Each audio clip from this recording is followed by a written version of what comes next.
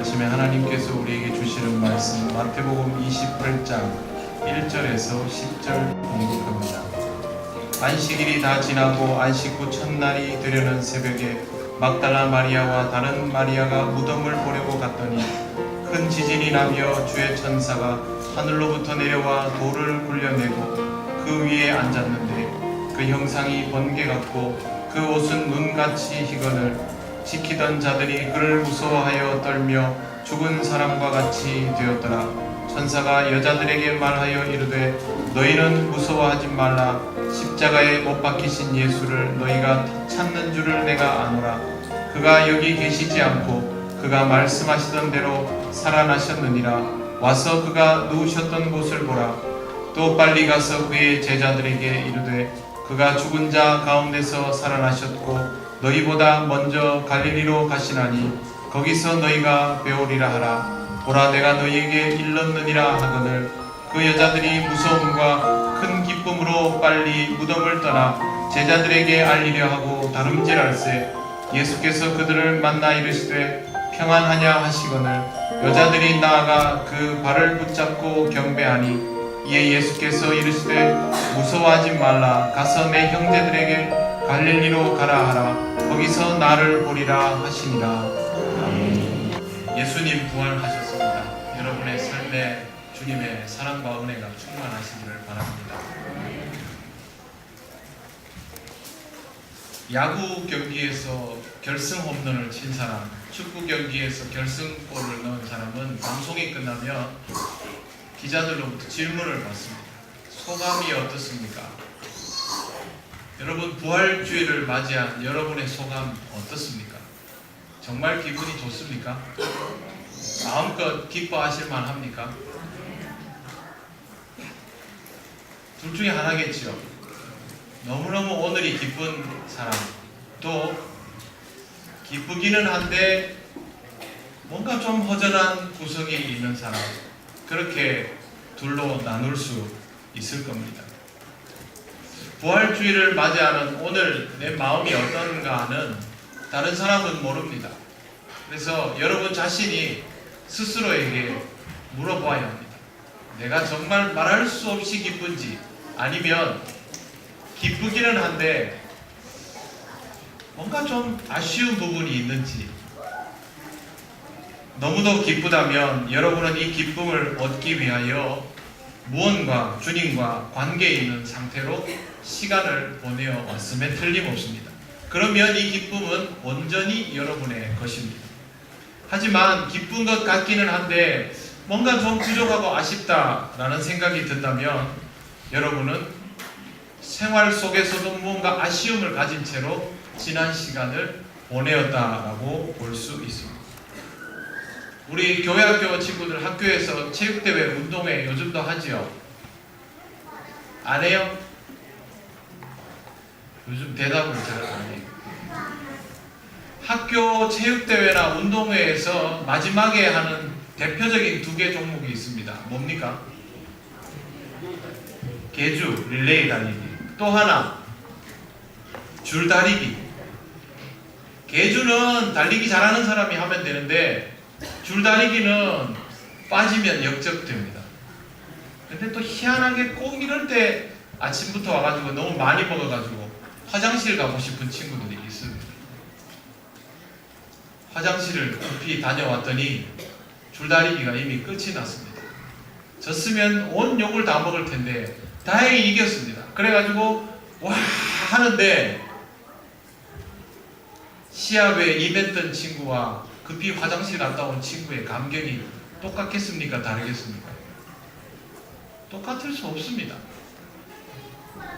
뭔가 좋기는 한데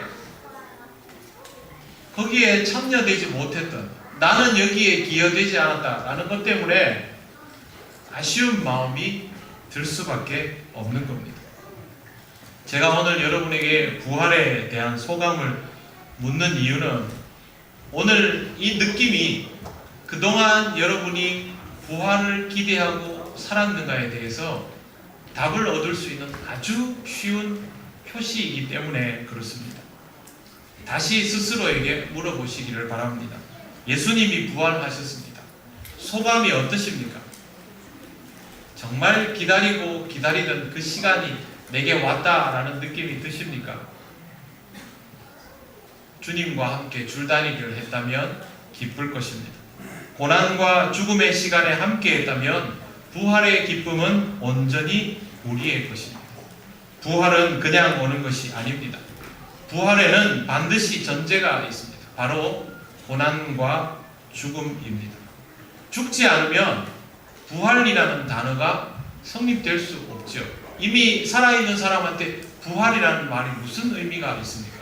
죽었기 때문에 부활이라는 말이 의미가 있습니다. 그런 의미로 사실은 고난 주간이 없는 사람에게는 부활주일도 있을 수 없습니다. 여러분이 고난 주간을 고난 주간으로서 보내지 못했다면 오늘 부활주일도 고난 주간을 고난 주간으로 보내었던 사람과 느낌이 똑같을 수가 없는 것입니다. 예수님이 죽지 않으면 부활이 없는 것처럼 부활은 죽은 이에게 유효합니다. 우리 역시 부활의 기쁨을 누리려면 주님이 고난받으시고 죽으시는 현장에 어떤 식으로든지 참여되어야 합니다. 제자들은 예수님이 잡히실 때 다 도망가 버렸습니다. 하지만 그들이 주님을 사랑하지 않는 것은 아니었습니다. 그렇기 때문에 지금까지 쫓아다녔던 것이죠. 부족한 사람들이지만 그래도 주님께 참여되었던 사람들이 바로 제자입니다. 함께하고 싶었지만 함께하고 싶었던 그 열망이 컸던 사람들, 그러나 그렇게 하지 못했던 사람들, 그렇기 때문에 함께하고 싶었던 그 마음이 주님이 부활하셨다라는 소식을 접하면서 커다란 기쁨으로 변했음을 우리가 알고 있습니다. 우리는 주님과 함께하고 싶었던 열망은 가득하지만 함께할 수는 없었던 사람들입니까? 아니면 함께하고 싶은 열망은 별로 없지만 함께 있는 사람들입니까? 주님이 죽으시는 현장에 끝까지 함께한 사람들이 누구인지 아십니까? 십자가에 같이 매달렸던 강도들, 그리고 로마의 군인들이었습니다. 그들은 마음이 함께한 것이 아니라 몸이 함께한 사람들입니다. 그들에게 부활의 기쁨이라는 것이 느껴질 수가 없습니다. 우리가 오늘 별 기쁨을 느끼지 못하며 강 건너 불구경하듯이 그렇게 부활절을 맞이하고 있다면 그날 그 자리에 있었던 로마 군인과 사실은 별로 다를 것이 없는 것이죠. 그래서 우리는 스스로에게 이걸 꼭 물어봐야 하는 겁니다. 부활이 정말 나에게 더 없는 기쁨입니까? 또 하나 질문을 드리겠습니다. 부활은 믿어야 하는 것일까요? 아니면 믿어지는 것일까요? 부활주일인데 그냥 기쁜 날 할렐루야 하고 계란 맛있게 먹고 일찍 집에 가면 되는데 왜 부담스럽게 이런 질문을 합니까? 그렇게 생각하실 수도 있습니다.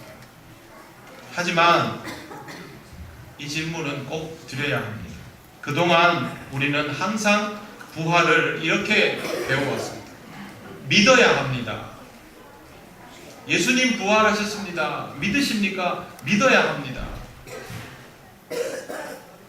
그런데 부활은 믿어야 합니다 라고 말해서 믿어지는 것은 아닙니다. 우리 수준에 보지도 않고 증거도 없이 무조건적으로 믿는 것은 사실은 좀 무리입니다. 먼저 증거가 제시되어야 하고 증거가 제시되었을 때 그것을 받아들이는 사람이 믿게 되어 있습니다. 그 사람에게는 부활이 그날부터 현실이 되는 것입니다. 근데 여기에 아주 중요한 사실이 있죠. 부활은 앞서 말씀드린 것처럼 죽음의 자리에서만 경험됩니다. 안식일이 지난 후 첫날 새벽에 막달라 마리아와 다른 마리아가 무덤을 보려고 찾아갔습니다. 왜 갔을까요? 예수님 부활하셨는지 확인하려고? 아닙니다. 그들에게 있어서 지금은 죽음에 대한 생각밖에 없습니다. 사랑하는 예수님이 죽었다라는 것 외에는 다른 것을 생각할 수 없었기 때문에 안식일이 끝난 그 다음 날 제일 먼저 했던 행동이 바로 죽은 예수님이 있는 무덤으로 달려간 것입니다. 죽음 때문에 그들이 무덤에 이르렀을 때에 큰 지진이 나며 주의 천사가 하늘로부터 내려와 돌을 굴려내고 그 위에 앉아 있었다라고 성경은 전합니다. 천사가 틀림없죠. 찬란한 옷을 입은 천사가 번개처럼 나타나자 그곳을 지키던 병사들은 공포에 질려서 넉나간 사람처럼 되어버렸습니다. 그때 천사는 여자들에게 무서워하지 말라고 말하면서 십자가에 달린 예수님을 너희가 찾는데 그분은 여기에 계시지 않는다. 살아나셨다라고 분명하게 알려줍니다. 부활하셨다라는 것입니다. 여인들은 죽음의 자리에 머물러 있었기 때문에 자신의 죽음은 아니지만 자신의 죽음과도 같은 상황 속에 머물러 있었기 때문에 부활의 첫 번째 경험자가 되었습니다. 부활의 처음 사건은 믿는 것이 아니라 먼저 경험되었던 것입니다. 부활은 오직 죽음을 느끼는 자리에서만 제대로 경험됩니다. 제가 우리 교회학교 친구들, 중고등부, 아동부 친구들한테 이 맛을 어떻게 전할까 고민을 했는데 쉽지가 않습니다. 사탕을 가장 맛있게 먹는 방법 아십니까? 자기가 제일 좋아하는 사탕 먹으면 되겠죠. 근데 사탕이 무조건 맛있는 방법 하나가 있습니다. 그건 뭐냐면 쓴 약을 먹고 먹으면 됩니다. 그러면 사탕이 훨씬 달고 맛있습니다. 연세 많이 드시면 물 잘 드시지 않죠. 근데 연세가 드실수록 물을 많이 드셔야 된다라고 의사들이 권하는데 실제로 그렇게 잘 안 합니다. 물을 맛있게 드시는 방법 뭡니까? 냉장고에 차갑게 시원하게 넣어서 꺼내서 드시면 목이 마르면 됩니다. 목이 마른 상태를 만들어 놓으면 됩니다. 제가 세상에서 제일 맛있게 먹은 물은 군대에서 훈련받다가 먹은 수돗물입니다. 물이 달았습니다. 그 물이 달았겠습니까? 소독약 냄새 가득한 물이죠. 우리가 부활의 기쁨을 확실하게 경험하고 그 맛을 알아차리려면 확실하게 부활 없는 순간에 머물러 있어야 됩니다. 부활 없는 이라는 표현보다는 생명력 없는 순간에 아픈 사람이라야 병 낫는 것을 확실하게 경험할 수 있고 죽음에 직면한 사람에게 부활도 확실하게 경험되는 것입니다. 그렇게 예수님이 죽음에서 부활하신 것을 경험한 사람들이 부활이라는 것 자체를 믿게 됩니다. 그럼 우리가 죽지도 않는데 어떻게 죽음을 경험하게 될까요? 몸이 너무 아픈 것, 경제적으로 너무 힘든 것, 살아오면서 상처받는 것, 누군가에게 두들겨 맞는 것, 차별받는 것, 사고를 경험하게 된 것, 시험에 들어 실족하게 된 것, 외톨이가 되어서 옴짝달싹 못하게 된 것, 사랑하는 사람을 잃은 것, 사랑에 실패한 것, 내가 인생의 최고의 목표를 두었던 일에 실패하는 것. 우리는 이런 일들을 경험할 때마다 죽지는 않지만 죽음의 맛이 무엇인지를 느껴볼 만큼의 고통스러운 시간 속으로 들어가게 됩니다. 이런 사람은 지푸라기라도 잡고 싶은 심정이죠. 이런 자리에 주님이 찾아오시고 그때 주님이 우리에게 느껴지는 겁니다. 등 따시고 배부르고 내 마음대로 다 되고 인생이 성공의 가도를 달리고 내가 하는 모든 일에 생명력이 부여될 때는 옆에 주님이 계셔도 아무리 잡아 흔들어줘도 못 알아봅니다. 이미 나는 살아있기에 예수 그리스도를 통한 나의 새로운 삶, 나의 부활은 필요치 않다고 생각하는 것이죠. 나는 죽어가고 있기에 내 인생은 의미가 없기에 나는 희망이 없기에 살아도 산 것이 아닌데 이런 상태에서 부활하신 주님이 나에게 찾아오시는 것을 보고 저기 생명이 있다라고 받아들이고 믿게 되는 것입니다. 고난주간을 여러분 어떻게 보내셨습니까? 여러분의 삶에 절박함이 있다면 어떻게든 기도의 시간을 만들어 내었을 것입니다. 절박하지 않으면 기도하지 않습니다. 절박했는데 기도는 할 수 없었습니다. 덜 절박한 겁니다. 여러분이 아무것도 할 수 없다면, 무엇을 해도 의미가 없다면 그때는 기도하게 됩니다. 새벽기도 나와서 하게 되죠. 새벽기도 아니라도 하게 되죠. 여러분 스스로 아무것도 할 수 없는 순간이 다가왔습니다. 여러분이 할 수 있는 거 하나도 없습니다. 그런데 여러분은 하나님을 믿는 사람입니다. 뭘 하겠습니까? 기도밖에 할 것이 없습니다. 그런 마음으로 주님 앞에 서보면 내가 어떤 상태인지를 더 절실하게 느낄 수 있습니다. 고난주간 특별 새벽 기도회 때 성도님들이 나와서 같이 기도했습니다. 수요 기도회 때보다 더 많이 나오셨습니다. 시간이 남아서요? 아닙니다. 근데 여러분 고난주간 특별 새벽 기도회 굉장히 힘듭니다. 새벽에 일어나서 나오는 게 힘든 게 아니고요. 그 시간에 나와서 기도하고 있으면 발가벗겨지는 내 자신을 바라보기 때문에 그래서 힘듭니다. 그런데 왜 나옵니까?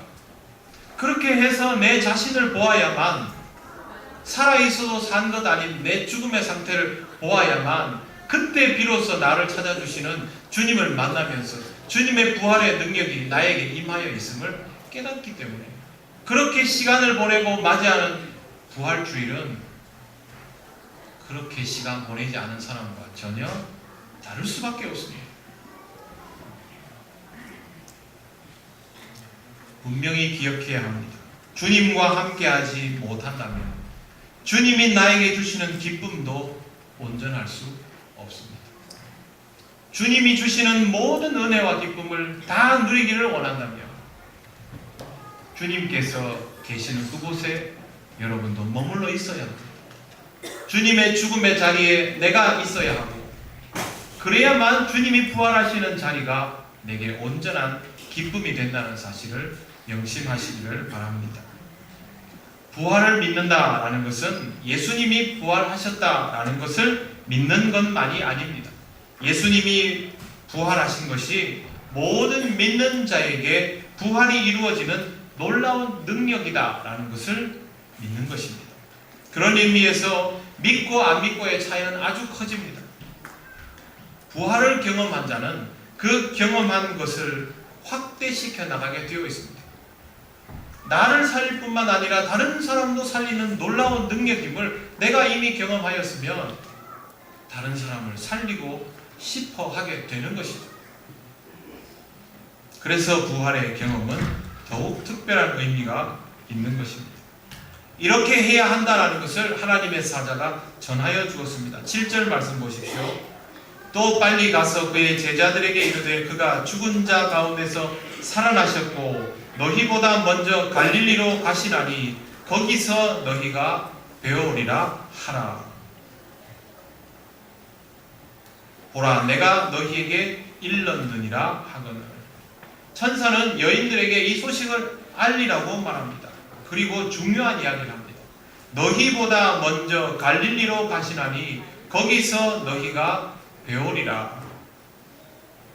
이 말씀은 예수님께서 제자들에게 직접 하셨던 말씀입니다. 마지막 식사를 마치고 감람산으로 가실 때 제자들에게 너희가 나를 다 배신하는데 그러나 다시 부활할 것이기 때문에 갈릴리로 가서 나를 다시 만나게 될 것이다. 거기 오면 나를 찾아라. 그렇게 알려주셨던 내용입니다. 그렇기 때문에 여인들에게 이 소식을 제자들이 듣는 순간 예수님이 직접 하신 말씀인 것을 깨닫게 되는 것이죠. 물론 예수님을 나중에 갈릴리에서 직접 만나고도 제자들 중에는 이게 내가 받아들여야 되나 말아야 되나 고민하는 사람들이 있었습니다. 하지만 예수님의 제자들은 전체적으로 이 소식을 듣는 순간 예수님이 부활하셨다라는 사실을 부인할 수가 없었습니다. 부활을 경험한 자는 믿음이 생길 수밖에 없고, 그렇게 믿음이 생긴 사람은 그 경험을 다른 사람에게 전할 수밖에 없습니다. 이건 나 혼자만의 것이 아니라 다른 사람을 위한 것이다 라는 사실도 알기 때문에 그렇습니다.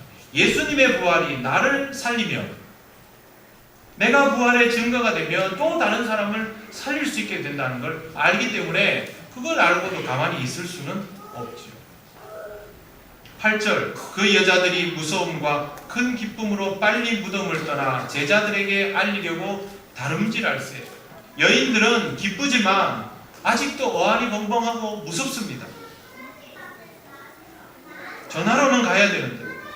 그래서 여인들이 막 달려갑니다. 여러분, 이 시대의 여인은 하나의 인격이 아닙니다. 어떤 학자가 나와서 그러더라고요. 그리스의 민주주의가 처음 시작된 것은 맞지만 그 민주주의는 로마 시민과 자유인들을 대상으로 한 민주주의이지 그때의 노약자나 장애인, 여성에게는 해당 사항 없는 일이었습니다. 예수님 시대가 바로 그렇죠. 이 여인들이 말하는 모든 것들이 공신력을 가질 수 없는 시대입니다. 1인분이 아니라는 말입니다.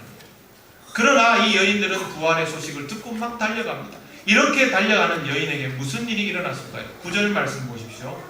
예수께서 그들을 만나 이르시되 평안하냐 하시거늘 여자들이 나아가 그 발을 붙잡고 경배하니. 예수님은 이 기쁜 소식을 전하러 가는 여인들에게 나타나셨습니다. 아주 중요한 사실, 경험이 믿음이 된 사람들, 그래서 그 믿은 것을 전할 수밖에 없는 사람들에게 주님이 더욱더 구체적으로 찾아와 주신다라는 것입니다. 예수님이 만나 주시는 겁니다. 우리가 만나러 가는 게 아닙니다. 여러분, 신앙생활 하면서 이런 생각 하시지 않습니까? 내 믿음이 더 자라려면 뭔가 경험이 더 필요한데, 주님이 나에게 뭔가를 더 경험해 주셔야 하는데, 그럼 내 믿음이 더 자랄 텐데, 그러면 여러분이 가지고 있는 부활의 증거를 가지고 그 소식을 전하면서 살아가십시오. 그렇게 살아가는 현장 속에서 주님이 여러분을 만나 주십니다. 주님이 여러분으로 하여금 새로운 것들을 경험하게 하십니다. 그렇게 하지 않으면서 나에게 새로운 경험이 필요한데, 더 확실한 증거가 필요한데, 그건 이율배반입니다. 여러분의 믿음이 더욱 자라기를 원한다면, 여러분이 더욱 확실한 부활의 증거 속에 머물며 살아가기를 원한다면, 여러분에게 있는 부활의 증거를 품 안에 묵혀두지 말고 전파할 수 있는 사람이 되시기를 바랍니다. 주님은 반드시 여러분에게 찾아오셔서 그 위에 더한 증거를, 여러분이 이 세상에서 눈으로 보고 귀로 듣는 것보다 더 확실한 증거를 여러분의 내면에서부터 받아들일 수 있도록 역사하여 주실 것입니다. 주님을 정말로 만나고 싶다면 여러분의 삶 속에 부활의 증거가 사라지기 전에, 녹아지기 전에 그렇게 하십시오. 그리고 부활의 증거가 녹아 없어져 버리지 않도록 연단하시기를 바랍니다. 주님은 여러분의 삶 속에 부활의 증거가 유지될 수 있도록 계속해서 자극을 주시고 만남을 시도하십니다. 예수님이 부활하시고 나서 공식적인 것들 이외에도 끊임없이 이 사람 저 사람들을 만났던 것을 여러분 성경에서 보셨지 않습니까? 거기에 기록된 사람들에게만 주님이 나타나셨겠습니까? 그 시대에만 주님이 나타나셨습니까? 그렇지 않죠. 때로는 실제로, 때로는 영으로, 그 시대에도, 그 이후 시대에도, 지금 이 시대에도 주님은 나타나셔서 부활의 증거를 우리에게 드러내 보이십니다. 이런 증거를 통하여 여러분의 믿음이 점점 더 성숙해져 갈 때, 그것이 더 든든한 경험이 되고 다른 사람들에게 내어 보일 수 있는 확실한 증거가 됩니다. 예수님이 부활하셨습니다. 예수님이 부활을 어떻게 하는데 사람이 죽으면 끝이지. 그걸 나한테 어떻게 입증할 수 있나? 사실 우리는 이렇게 말해야 됩니다. 지금부터 내가 어떻게 사는지를 봐라. 여러분, 사도 바울이 살아가는 모습을 보면 예수님의 부활이 믿어집니까? 믿어지지 않습니까? 믿어지지요. 그렇게 어리숙하고 바보 같던 제자들이 성령 받은 이후에 살아가는 모습을 보면 예수님의 부활이, 그리스도께서 영으로 그들에게 임재하셨다는 것이 믿어집니까? 믿어지지 않습니까? 믿어집니다. 우리도 마찬가지이죠. 우리도 그렇게 살아가면 사람들이 우리를 통하여 예수 그리스도가 누구인지를 알고 믿어집니다. 여러분, 그래서 교회 다니셨을걸요? 그러면 그 믿음을 가지고 부활의 새로운 증거로 살아가시기를 바랍니다. 믿음을 가지고 걸음을 옮기는 사람은 예수님으로부터 이런 말씀을 듣습니다. 10절 보시겠습니다. 이에 예수께서 이르시되 무서워하지 말라. 가서 내 형제들에게 갈릴리로 가라 하라. 거기서 나를 보리라 하시니라. 무서워하지 마십시오. 믿음으로 가는 그 길에 주님이 힘되어 주시고 격려해 주십니다. 믿음으로 가면 계속 주님을 만날 수 있게 되고, 계속 주님을 만나다 보면 그것이 주님과의 동행이 됩니다.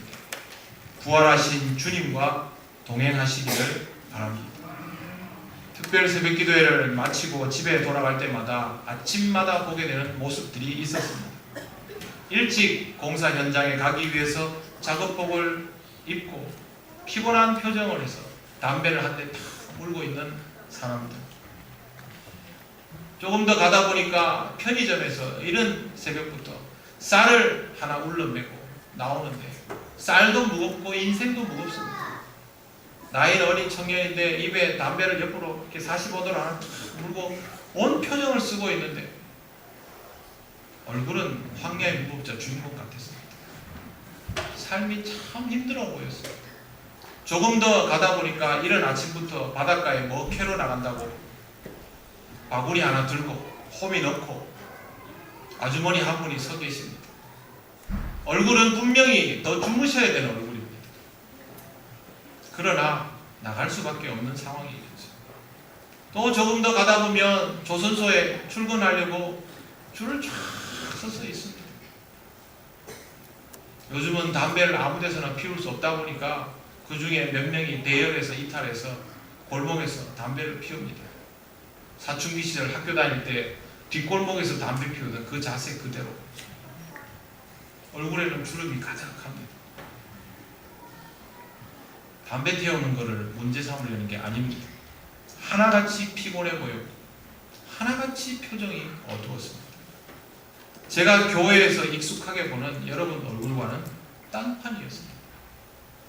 고생하고 애를 쓰지만 그것이 생존해주게 하는 목적이니까 그렇게 하고 있지만 살아있기는 하여도 행복하게는 살지 못하는 사람들,